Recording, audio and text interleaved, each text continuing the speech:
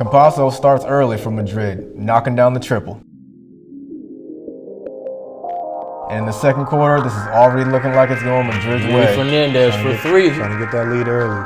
For three. Puts them up 19 points. They know what's on the line. Unicaja, call a timeout, please. On this drive, it would cut the lead to 10. That's a good hesitation right there. It is, and as a big man, you can't reach that. You can't reach. But it's a much-needed bucket. If you're gonna foul, make it count. You know. Madrid is just showing too much poise. Hitting little shots like that, keeping the lead. That's all you have to do. Whoa, what a tough left Circuit leg. shot right there. That's just one of those shots you practice when you're messing around. Yeah. Don't think you'll ever use it, and then you get in that situation. Whoop, It works. there you go. Three guys on him right there, you know? Shake and bake. Shake and bake.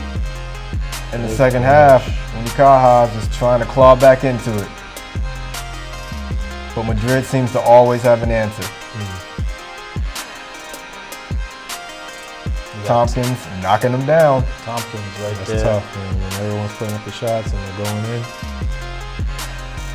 Madrid is already celebrating, and they're getting this win, 95-68. They'd win the Copa del Rey of 2020.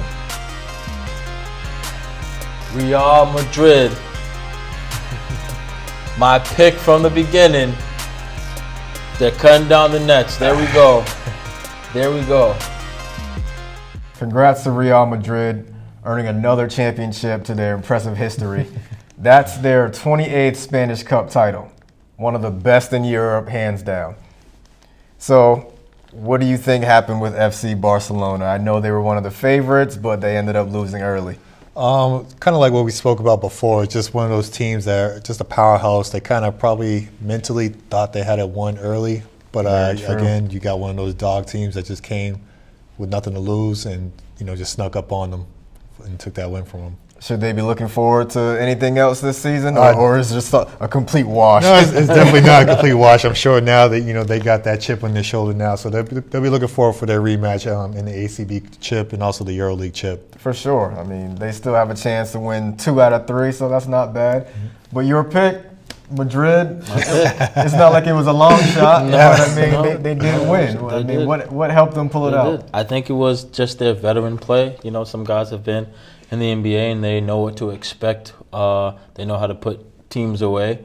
And they just did what they were supposed to do. They scored, they rebound, they played defense, and ultimately they came out victorious. I absolutely love watching those games. I mean, the style of play, the precise passing, it was a beautiful thing to watch. Yeah. But, some other excitement around the basketball world this weekend was the NBA All-Star Weekend.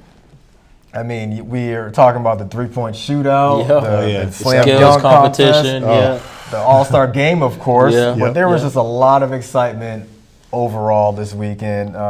Did you get a chance to, put your picks in of who would win the events? I did. For the three-point contest, I was actually looking forward to Devin Booker pulling that out. I just love his game. Very strong offensive player.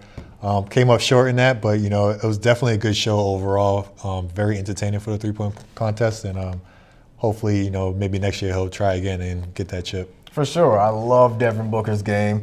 If they had defense out there, maybe he would have won. But it's just a game of how fast and how many can you shoot. Yep. What about you, Darvis? Were your picks as victorious as Madrid? No, they weren't. So I actually had Pat Connaughton winning the slam dunk contest. Had him as hometown cooking. Yeah, hometown cooking. I had him as an underdog, and it's tough there with Aaron Gordon, who was already in the slam dunk contest. Aaron, I feel for you. I'm sorry, Aaron. I'm sorry.